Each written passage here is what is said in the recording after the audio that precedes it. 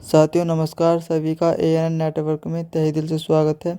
जिस प्रकार से 4 राज्यों में अभी चुनाव हुए थे, उन 4 राज्यों में जितनी घपलाबाजी बीजेपी ने की है, आज तक किसी भी पार्टी ने इतनी घपलाबाजी कभी नहीं की है।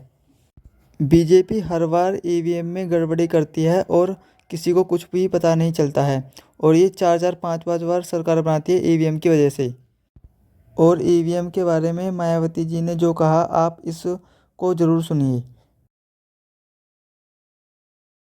आप सभी लोगों से, कार्यकर्ताओं से भी, सभी छोटे बड़े पदाधिकारियों से भी अपील है कि कोई भी काम कठिन नहीं होता है, लेकिन आपकी इच्छा शक्ति होनी चाहिए।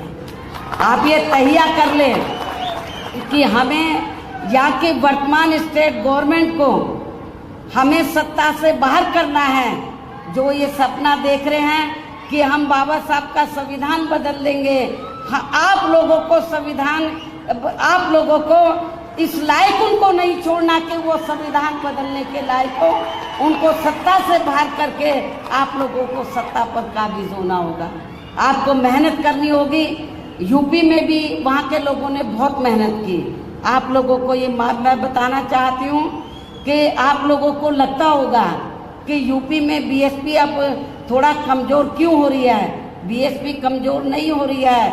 वहाँ पर जब तक उत्तर प्रदेश में बैलेट पेपर से चुनाव होता रहा, हमारी पार्टी का जनाधार आगे बढ़ा, बराबर बढ़ा। और जब से चुनाव ईवीएम से हो रहा है तो समझ में नहीं आ रहा हमारा वोट कहाँ चला गया है।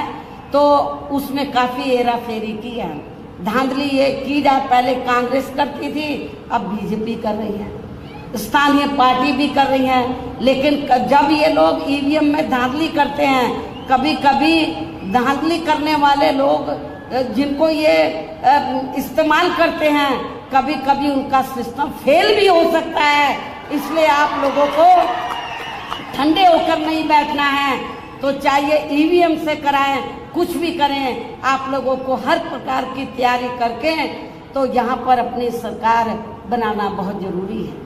आप लोगों को मालूम है यहाँ की कुछ स्थानीय समस्याएं थी। जब आंध्र प्रदेश आपका पड़ोसी स्टेट है, तो जब ये तेलंगाना उसी का हिस्सा था, तो तेलंगाना के लोग ये स्ट्रगल कर रहे थे, इस क्षेत्र के लोग, कि उनका अलग से स्टेट बनना चाहिए। बहुजन समाज पार्टी पहली पार्टी थी जिसने पार्लियामेंट में पूरी दमदारी से आवाज़ उठाई और ये कहा कि तेलंगाना अलग से स्टेट बनना चाहिए।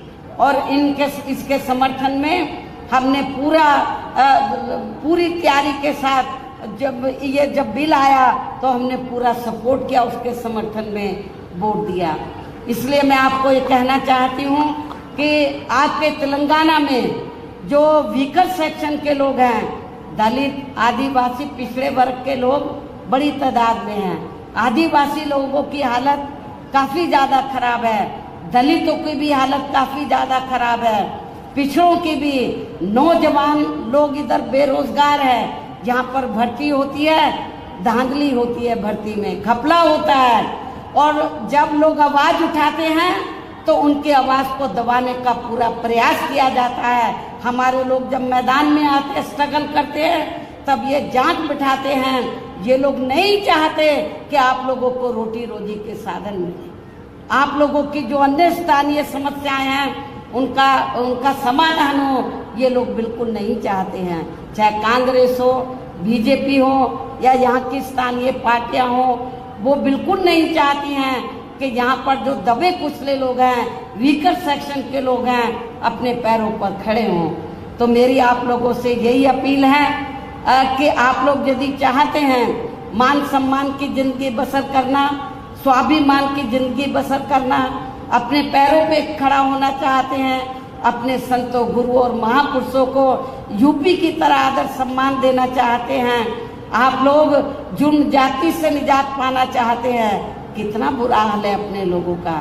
एक IAS ऑफिसर जाके बिहार में नौकरी करता है, उसकी हत्या कर दी जाती है, और उसके बाद जो हत्या में शामिल होता है, वहाँ के वर्तमान राज्य सरकार उसको रिहा कर देती है, लेकिन यहाँ का आपका मुख्यमंत्री चुप रहता है और कुछ आवाज नहीं उठाता है। बीएसपी ने इसके खिलाफ आवाज उठाई, ये गलत हो रहा है। लेकिन यूपी में हमने जो दबे कुचले लोग थे, जो पिछड़े वर्ग के लोग थे, उनको पूरा न्याय दिया, उनके ऊपर जुल्म जाति नहीं होने दी। हालांकि हमने जो फैसले लिए, दूसरी पार्टियां उसकी नकल करने की पूरी कोशिश में लगी रहती है, लेकिन वो जातिवादी मानसिकता होने की वजह से उनकी नीयत साफ नहीं है, इसलिए वो लोग उसका फायदा आप लोगों को नहीं दे पा रहे हैं।